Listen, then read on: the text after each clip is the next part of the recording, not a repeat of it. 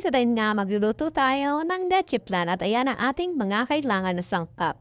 Unahin natin siyempre ang pagkakaramelize ng asukal. Ayan nga ang 5 itlog.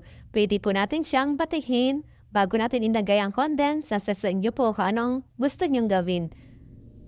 1 can na condense, 1 can na evaporada. Ayan, bilisan lang natin para mabilis.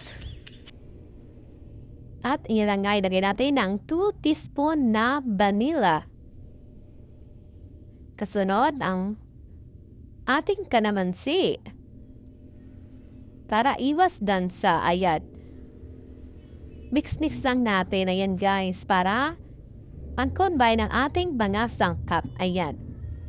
Tsaka-tsaka lang sa pagkahalo. At ayan nga ating salain para matanggal yung buo-buo. Para siya'y maging makinis. Ayan. Tsaga-tsaga lang guys ha. Napagal po talaga siyang gawa ng whole egg ang ating ginagamit. Wow. Ayan ang ating pangalawang pagsasala. Pwede po natin siyang gawin hanggang 3 para mawala yung bubbles. At ayan na nga guys. At ayan, atin nang ilagay ang ating tinimpla. Sa bawat yanera, lagyan natin ang tikwa 1 cup. Ang ginamit ko ng putin ay kalahating cup. Kaya po, inulit-ulit ko lang.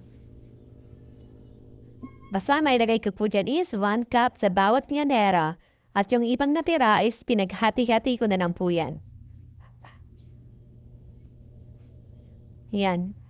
Yan po, irarap na natin para ready na atin ang lulutuin. Siyempre, ayan. Bago natin siyempre isa lang yan kailangan ng ating tubig ay kumukulo na.